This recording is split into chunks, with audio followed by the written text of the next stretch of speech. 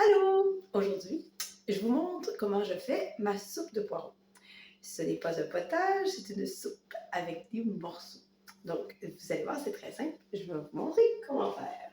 Dans un grand chaudron, idéalement, j'ai de l'eau ici, j'ai un oignon, j'ai deux carottes et demie, ça pourrait être plus, ça pourrait être moins.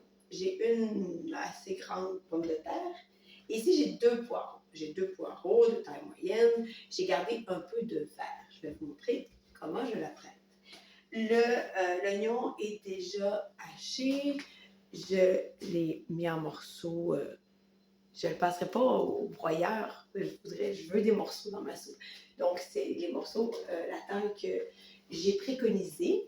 Et puis, je l'ai coupé un peu d'avance parce que je recommande toujours de faire sortir les arômes en premier. C'est aussi pour une efficacité. L'ail et l'oignon ont des propriétés côté santé. Donc, j'encourage toujours d'utiliser ces propriétés-là. Donc, c'est pour soutenir le système immunitaire. Et quand on le coupe d'avance et qu'on leur donne une dizaine de minutes, 5-10 minutes, ça leur permet d'être plus efficaces. Donc, vous auriez pu mettre de l'ail. J'ai décidé de ne pas en mettre, personnellement. J'ajoute tout de suite du poivre. C'est au choix. Vous auriez pu le mettre plus tard, mais je le mets tout de suite. Donc, je vais ajouter un peu d'eau déjà. Juste un peu pour l'instant. Je rajouterai quand je fais le bouillon. Je vais vous montrer. Donc, en premier, je fais les carottes. Je vais les mettre encore une fois en morceaux assez gros. Là, je ne vous regarde pas parce que je regarde ce que je fais avec mon couteau. Je ne bouge pas la pointe de mon couteau. Je lève le manche tout simplement et je peux être beaucoup plus efficace à la coupe. Et je regarde toujours ce que je fais. Et vous auriez pu prendre... Là, moi, je coupe les carottes en deux sur la longueur avant de les couper en petits morceaux.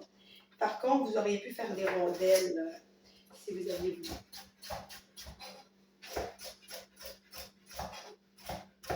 Ah, ça sent bon. Déjà, l'odeur des carottes fraîchement coupées, l'odeur des oignons fraîchement coupés. Donc, hop, je me suis trompée de rond. Ça va aller mieux si je fais le bon rond. Je peux mettre tout de suite les carottes. Les carottes sont assez longues à cuire. Donc, je mets tout de suite pas mal en même temps que les oignons. Et voilà. Maintenant, je vais couper tout de suite la pomme de terre. Bon, là, il y a un petit... ça vous coupe pas. Donc, je fais des morceaux... des cubes. Des morceaux raisonnables. Ça peut être plus ou moins grand, selon ce que vous aimez. Regardez, ça ressemble à ceci, des morceaux de pommes de terre. Donc, c'est pas sorcier. Donc, évidemment, j'ai tout nettoyé, mes légumes au préalable. Donc, je vais attendre pour rajouter la pomme de terre parce que là, je fais une petite soupe de poireaux. Ça m'arrive de mettre ça vient en paquet de 5. Souvent, les poireaux, ça m'arrive de mettre les 5 ou d'en mettre 3 ou d'en mettre 4. Bon, bref, c'est à votre choix. Là, vous voyez que j'ai enlevé quand même la partie plus feuillue. Moi, quand je choisis à l'épicerie ou au supermarché mes poireaux, j'utilise des poireaux qui ont beaucoup de blanc. Parce que des fois, ils sont très très longs, mais ils ont beaucoup de vert et puis on ne l'utilise pas nécessairement. Donc là, ce que j'ai fait, c'est à partir de la base où ça commence à quand c'est plus vert, je l'ai coupé parce que là, c'est vraiment juste, il n'y a plus de terre dedans. Donc, je le coupe en deux en premier et après, je le hache. Avec peut-être un petit peu moins avec la longueur à peu près un peu moins d'1 centimètre. Et voilà, celui-là, je vais le couper à part. Donc, voilà. Je fais la même chose avec le deuxième. Donc, je vais les hacher ceux-là, un après l'autre. Les poireaux, c'est ce qu'on va mettre en dernier, étant donné que c'est beaucoup plus rapide que les carottes et les pommes de terre à cuire. Donc, quand ça va faire à peu près, je sais pas, 2-3 minutes que les carottes que ça bout, on va ajouter les pommes de terre. Et là,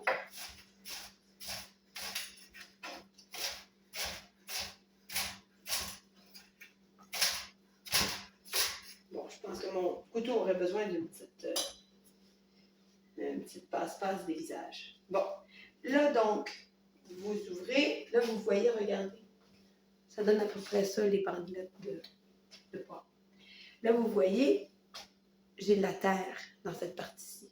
Donc, les couches extérieures, je peux les mettre directement au compost, mais sinon, je vais avoir besoin de renettoyer. Donc, je vais m'absenter quelques minutes, je vais continuer à vous parler.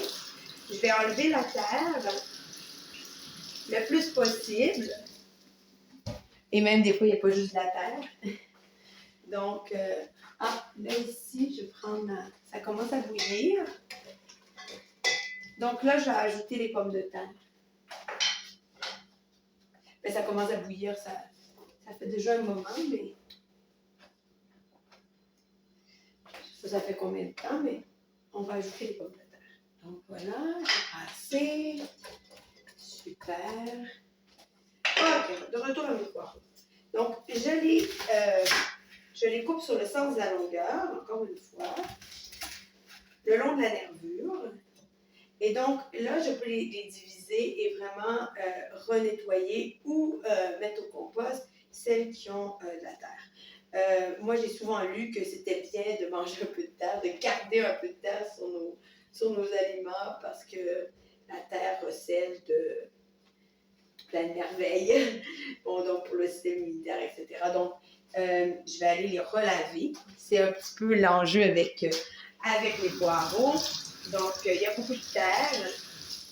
C'est un légume qui accumule la terre de par sa forme.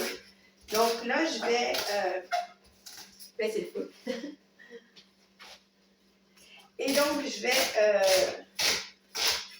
hacher le reste. Vous voyez, la pointe de mon couteau ne lève pas. Je la laisse sur la planche. Ça coupe beaucoup mieux et surtout beaucoup plus vite. Donc maintenant que j'ai lavé les autres rondelles de poireaux, la chose, je vais les rapetisser un peu parce que je juge que qu'ils sont un peu trop larges. Et voilà. Vous savez que les poireaux sont des prébiotiques naturels.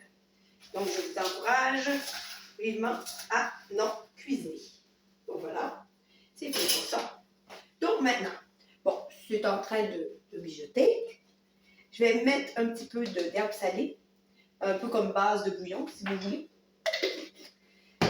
Et en général, je le mets à la fin, mais je vais... personnellement, je mets des épices italiennes ou des herbes de Provence et du sel, du gros sel, du sel d'Himalaya. Bon, ça, c'est du vrac, hein, donc voilà. Et puis, j'en mets peut-être, mais ça dépend de la quantité de légumes que j'ai, de bouillon. Surtout, moi, j'aime ça avec peu de bouillon, de la soupe de poireaux, c'est quasiment comme un ragoût. Donc, mais certaines personnes préfèrent beaucoup de bouillon. Donc, c'est vraiment, ça, c'est au choix. Donc, évidemment, forcément, l'assaisonnement va être en fonction de la quantité de soupe ou de bouillon que vous voulez mettre. Donc, voilà, je vous souhaite bon appétit. C'est tout simple. J'espère que vous allez l'essayer. À bientôt!